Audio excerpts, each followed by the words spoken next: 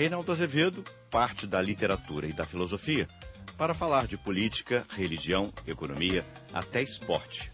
No primeiro livro, Contra o Consenso, o jornalista reuniu ensaios e artigos sobre a cultura brasileira. Os textos do livro mais recente, O País dos Petralhas, foram publicados anteriormente no Globo e principalmente no blog que Reinaldo mantém no site da revista Veja, um dos mais lidos no Brasil. Reinaldo, primeiro eu quero que você explique o que significa esse título, O País dos Petralhas. Veja, petralhas é um neologismo que eu criei fundindo as palavras petista com Metralha, dos irmãos Metralha, personagem do Walt Disney. É um livro contra o PT, então? Não é um livro, é um livro caracterizando pelo menos uma fatia do PT. Tanto é que eu digo que nem todo petista é petralha, mas todo petralha é sim petista. Então nós vimos no caso do mensalão, que é o exemplo mais escancarado, o uso do dinheiro público para fazer uma política partidária, para a construção do partido, e pior do que isso, até aí muito bem, isso já aconteceu antes. Não é? Isso acontece o tempo todo. Só que no caso dessa fatia do PT, isso virou uma espécie de teoria política. Não é? De sorte que não importa o quanto se transgridam as leis, desde que isso seja justificado e desde que se tenha um horizonte que eles dizem ser de justiça social, então tudo bem. Esses são os petralhas. Quando você justifica um crime dessa natureza, você justifica outros crimes também. E como você se define no espectro político? Olha, eu sou, pegando a categorização clássica, digamos, eu sou liberal em economia. Não é? Em política, eu diria, sou também um liberal, porque é possível ser um liberal em política. Agora, se formos pegar aquela denominação direita-esquerda, eu não tenho receio de dizer que eu me alinho com posições que são consideradas de direita. Agora, precisamos ir com cuidado. É preciso ver que tipo de direita e qual direita querem jogar no meu colo. Se quiserem jogar no meu colo o Hitler, o Mussolini, eu rejeito, porque nós, os liberais, então, vou falar assim, combatemos esses senhores. Se quiserem jogar o Churchill, eu aceito. O problema é que se demonizou no Brasil a palavra direita por conta da ditadura militar, que... Você disse que a ditadura não era de direita. E não era mesmo. Quer dizer, se formos pegar... qual foi o maior criador de estatais do mundo, Ednei? Não é o maior criador de estatais do Brasil. O maior criador de estatais do mundo foi o Sr. Ernesto Geisel. Não é? Esse Estado que está aí, que ainda precisa ser diminuído, não é? Com muitas estatais a serem vendidas, esse Estado foi o Estado criado pelo regime militar. Não por acaso o Lula tem uma certa paixão pelo regime militar. Volta e meia ele se refere ao Geisel de maneira positiva. Então veja, o fato de ter havido ditadura no Brasil, o fato de ter havido facções do governo que torturaram e mataram, isso é verdade, criou a ideia de que toda a direita é necessariamente má. Agora eu pergunto, toda a esquerda é necessariamente boa? E a herança que a esquerda deixa? Se formos pegar uma herança em cadáveres, eu não tenho dúvida de que a herança esquerdista é muito mais pesada. Só na China são 70 milhões. Só na União Soviética são 35 milhões. Eu não estou falando de mortos de guerra, eu estou falando de pessoas assassinadas para consolidar regimes. Não é? Então, quem fez teoria política com a morte foi a esquerda, e isso é histórico. Eu me sinto desconfortável em que me chame de direitista ou de uma pessoa de direita? Não, eu não ligo. Não é? Agora, depende do que se queira dizer com isso. Não é? Se quiserem atribuir a mim ilegalidades, não, de jeito nenhum. Então, eu criei uma definição, se me permite, eu digo assim, o que é um direitista? E sempre considerando um regime democrático. O direitista é aquele que não aceita que a lei seja solapada para criar justiça social. Porque, para o direitista, sempre que isso acontecer, vai se criar mais injustiça. O esquerdista, de maneira geral, acha que solapar a lei é um bom caminho para criar a tal injustiça social. Não é? Então, essa é a distinção que eu faço. Nesta distinção, eu não tenho dúvida, eu estou mais à direita. Sim. E digo isso sem qualquer receio. Um progressista tem que estar afinado com os deserdados, profissionais dos padres, das ONGs e do Chico Buarque. Os conservadores preferem ficar no armário, praticando uma ideologia que não ousa dizer seu nome, ou vão para a fogueira. A esquerda leva vantagem na guerra de valores. Jornalistas acham normal ter como fonte um ladrão, sobretudo se ele roubar em nome da causa, mas fogem de um reacionário ou direitista. Supostas maiorias teriam mais direito a preconceitos do que um indivíduo. Com efeito, não existiria totalitarismo sem as massas e suas rebeliões. Aprendi com Ortega y Gasset antes ainda de começar a fazer a barba. E quanto às críticas que fazem você, o seu blog, algumas, como você tem intensas, chamo você inclusive de canceroso. É verdade. Tem uma piada muito boa que... Você ri, né? Eu rio, porque, veja, é tão boçal, no fundo. Né? Primeiro que, se fosse, seria uma caracterização indevida para discriminar pensamento. Tá certo?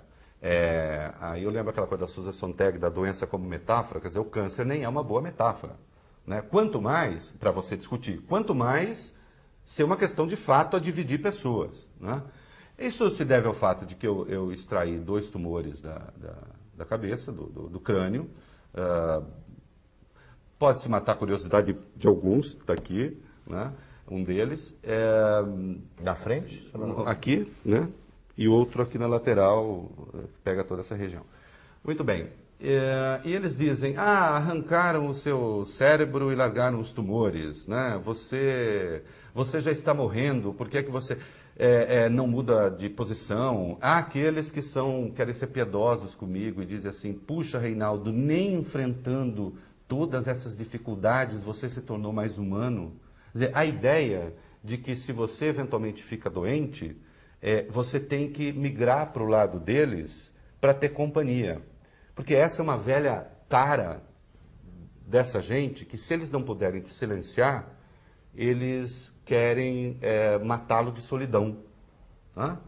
Acontece que eu não preciso desse tipo de companhia. Né? Eu estou feliz com a minha vida, com as coisas como se deram, como se dão, com a minha família, com os meus anseios, e tenho as infelicidades que são normais de todo ser humano. Eu até digo, quem é plenamente feliz é uma besta quadrada. Né? Ninguém é. Você disse que Drummond era um poeta preguiçoso e Guimarães Rosa metafisicamente primitivo. Acho que muita gente não deve ter gostado, nem vai gostar. No caso do Drummond, eu até recebi de presente... E você cita Drummond no livro. Cito. Não, eu adoro o Drummond. O que eu quis dizer? Ele, sem dúvida, é um grande poeta, sem dúvida é o nosso grande poeta, se a gente considerar que a literatura, ela também vai e deve ir além do próprio texto. Quer dizer, a literatura também é a crítica que ela gera, a literatura também é os epígonos que ela cria, ela também é a massa crítica que ela provoca. Tá certo? Porque no ponto extremo você teria um poeta maravilhoso não publicado. Portanto, ele não existe como tal. Então, o Drummond é o nosso grande poeta. Agora, há exemplos, se você pegar o livro ali, de um prosaísmo excessivo e de uma facilidade excessiva. Então, o que eu digo, às vezes escreveu um pouco demais e talvez tenha trabalhado o verso menos do que seja o meu gosto pessoal, veja só. Também tem isso. No caso do Guimarães Rosa, há 2 coisas. E eu faço por contraste para tentar ser um pouco mais claro. Quem é o meu prosador do modernismo brasileiro? É Graciliano Ramos, um comunista. É Graciliano Ramos. De quem eu acho que nunca se fala o suficiente. De que não se fala o suficiente. O Graciliano tem uma coisa magnífica no Angústia, uma passagem que eu acho fascinante. O sujeito está sentindo, enfim, angústia, está infeliz, e ele não sabe o que é, e era só o nó da gravata, porque estava muito apertado. A passagem é perfeita porque se você vai à origem da palavra angústia, que é a mesma de ângulo, quer dizer estreitamento. Né? Você está angustiado quando você sente, na verdade, o seu peito, a sua glote estreitada e você quer respirar mais. Né? É fascinante, e isso no Graciliano é frequente, esse tipo de coisa, em que ele desmetaforiza a realidade e a põe de uma forma crua, numa linguagem clássica, fluida, sem qualquer macaquice vocabular. Incomoda-me, eu sei que os partidários do Guimarães Rosa, porque também as pessoas, isso vira uma espécie de seita, mas toda aquela macaquice vocabular do Guimarães não me interessa. Eu acho aquilo uma brincadeira que interessa muitas vezes aos acadêmicos, ficar descobrindo a origem desta ou daquela palavra. Não é? Aquilo não me interessa, me incomoda um pouco. Por quê? Porque eu prefiro um texto mais fluido, que eu chamo mais clássico. Bom, e quanto ao que eu chamo de primitivismo metafísico, metafísica primitiva, quer dizer, todo aquele negócio do grande sertão, daquele mundo meio mágico, meio onírico, aquelas coisas, a mim não diz nada. Quer dizer, quando eu digo a mim não diz nada, a luta do bem e do mal, no Goethe, eu acho superior. Entende? Ali eu reconheço esta luta posta de uma maneira que eu chamo essencialista, sem todo esse sotaque regionalista que tenta, de algum modo, tropicalizar ou abrasileirar a luta do bem e do mal. Não gosto. Agora, evidente, um grande escritor, não há dúvida. O problema é que tem uma certa coisa que acontece no país também, que você não pode sequer questionar alguns mitos sagrados. E eu não questiono de forma desrespeitosa, não. Eu faço reverenciando. Há, finalmente, aqueles que estão no meu panteão e que eu também não consigo questionar, porque a ideia de que eu estou sempre contra o consenso não é verdade. Se você me perguntar qual o reparo que você faz ao Fernando Pessoa, eu lhe digo nenhum. Que reparo eu faço ao Camões? Nenhum também. No País dos Petralhas, você volta com frequência ao tema liberdade de imprensa, dos atentados que viriam sendo feitos no Brasil contra a liberdade de imprensa. Eu acho que não corremos o perigo do putismo, do golpismo, de chegar e dizer a partir de amanhã não pode mais, isso não. Há uma lenta e contínua degradação das instituições do país que passa um pouco desapercebida em razão do sucesso, né, do relativo sucesso na economia. O Lula fez as escolhas certas, sobretudo quando escolheu não mudar? Sim, e eu digo isso, escrevo isso, reconheço o mérito. Agora, dizer que o PT já se acomodou à democracia, isso é falso. Ele ainda se entende, usando aqui um termo da teoria política, ele ainda se entende como um ente de razão da sociedade que vai, a partir de um determinado ponto, enxergar essa sociedade e traçar o seu futuro. Eu não gosto disso. E como é que tenta fazer isso no que diz respeito à imprensa? Voltando à sua pergunta. Em primeiro lugar, tivemos a tentativa de criar o Conselho Federal de Jornalismo. O Conselho Federal de Jornalismo nada mais era do que um conselho de censura. Era isso que eles queriam. Teve o apoio de sindicalistas do jornalismo que nunca pisaram numa redação. São apenas deformações do corporativismo.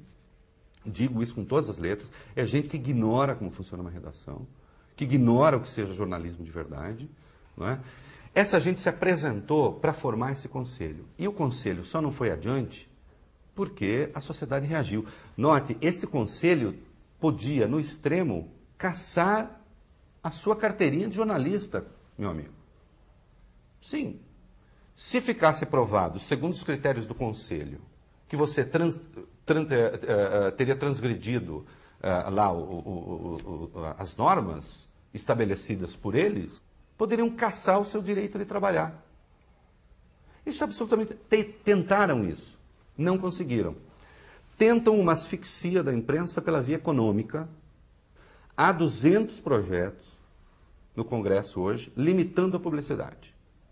Todos eles com um pé na esquerda. Propaganda de alimento só se for alimento nutritivo. Não é? Bom, água não pode, eu não posso mais anunciar água, porque eu posso provar tudo da água, ela é essencial à vida, mas que seja um alimento nutritivo, segundo esse critério, acho que não. Então, há essa tentativa de asfixia econômica, e quanto mais você limita a chance de a imprensa se financiar no mercado, mais dependente ela fica de quem? Do Estado. E há agora na semana passada, o ministro da Justiça, Tarso Genro, enviou um projeto ao Congresso que pune com cadeia, até com cadeia, jornalista que vazar grampo, como eles dizem. O vazamento de grampo, para começo de conversa, não é um problema meu, é um problema da autoridade que deixou vazar. Eu não sou dono eu como jornalista não sou dono desse sigilo. Você entende? Se o grampo disser respeito ao interesse público, não há como impedir o jornalista de publicar. A lei é inconstitucional. O artigo 5º e o artigo 220 da Constituição impede qualquer forma de limitar o trabalho da imprensa. Mas eles não se conformam. Não é? E há uma outra evidência do inconformismo deles com a liberdade de imprensa, que é a criação do que eu chamo da Lula News, que é a TV pública. Uma desnecessidade que vai custar, no limite, quase 700 milhões por ano, está dando traço de audiência, e ela é criada na suposição de que eles vão conseguir fazer um jornalismo superior ao jornalismo das chamadas empresas privadas. Como se esse jornalismo, que eles chamam golpista, ou sei lá o quê, tivesse todo ele a mesma diretriz, o mesmo viés, a mesma leitura de mundo. Isso é falso. Há diferenças entre os jornalismos que se praticam no Brasil, e se há um núcleo comum, e agora então a minha provocação, e se há um núcleo comum, não é um núcleo comum conservador, ao contrário, é um núcleo comum que eu chamo claramente de esquerda. Me diga onde é que vai sair uma matéria contra o aborto no Brasil. Não vai sair. Não sai porque a imprensa brasileira é favorável à discriminação, que é a palavra certa, do aborto. Me diga onde é que sai uma matéria simpática, com raras exceções, ao Papa. Aqui eu digo, e não é porque eu estou numa emissora do grupo, mas eu escrevi isso, e, portanto, a única emissora que fez uma cobertura decente da presença do Papa no Brasil, o único veículo de comunicação, nem emissora, foi a Rede Globo. O Papa apanhou no Brasil feito cão sardento. Tem um texto aí que eu digo que o Papa apanhou muito mais, e eu provo isso com textos, eu provo isso com números, do que o Marcola, o chefe da facção criminosa. Porque o Papa veio ao Brasil e, veja você, criticou o aborto. Mas essa não é a diretriz da igreja de que ele é chefe? Eu posso ser contra ou a favor, muito bem. Agora, por que ele fez esse ataque? Não dá. Acontece que não se admite que a igreja possa ser dotada de uma seriedade que é também filosófica, que tem história. De algum modo se quer banir o cristianismo do Ocidente. E isso não é só no Brasil, não. Isso está presente nos Estados Unidos, está presente na Europa. Né? Fica parecendo que o cristianismo que uniu o Ocidente, ele é essencialmente mau, essencialmente perverso.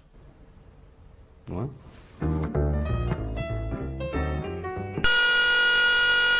Um cristão acredita em Deus, claro, mas sabe, como reafirmou o Papa João Paulo II, que o demônio existe.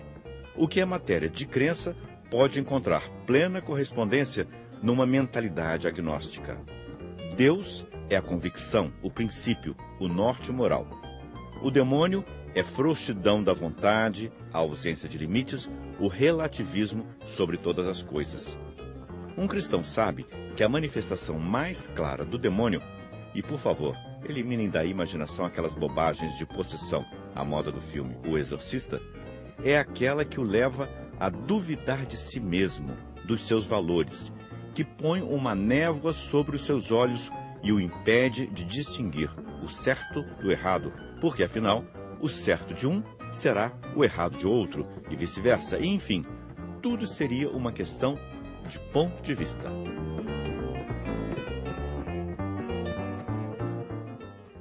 Como você vê o nosso futuro aqui no Brasil? Para onde vamos? Eu acho que nós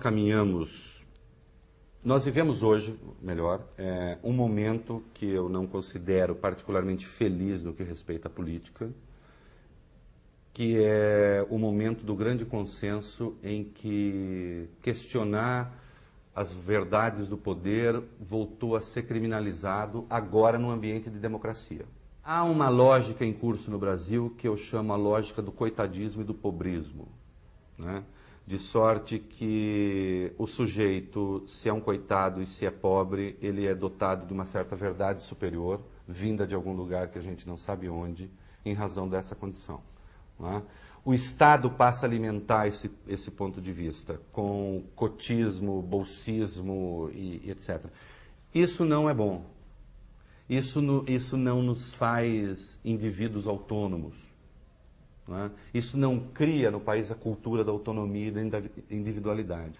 Há um desprestígio no Brasil e atenção, isso me preocupa mais porque isso é velho, isso já está passando no mundo. Essa onda do politicamente correto chegou tarde aqui, como tudo, não é? Há uma onda no país anti-intelectualista, contra a inteligência, contra a leitura, contra a sabedoria, contra quem sabe mais. Fica parecendo que isso tudo, se você é mais lido, mais sabido, o que é que seja, você é um ser fora da lei, pelo menos desta lei, você é um ser fora da média. E nós temos de ter todo mundo nesta média, não é? Então, isso é detestável. A universidade brasileira está contaminada por isso. Então eu enxergo um futuro catastrófico? Eu não acho que é catastrófico. Eu nunca sou catastrófico, escatológico, nesse sentido do fim dos tempos. Ao contrário, eu até escrevo, acho que o mundo, se você pegar, o mundo melhora sempre. Eu não sou exatamente o Cândido, mas sim, melhora sempre, aumenta a expectativa de vida, há mais vacinas. O Brasil melhora, historicamente é mentira que o Brasil estava num desastre, do qual Lula não sei. Tudo isso é falso, basta ir aos números. Agora, para o ambiente cultural, nós vivemos um momento, e político, nós vivemos um momento ruim. Mas sinto a inevitável necessidade de brigar, né? E vou continuar. Muito obrigado. Obrigado. Hoje nós trouxemos para você Reinaldo Azevedo, autor de O País dos Petralhas. Muito obrigado e até semana que vem.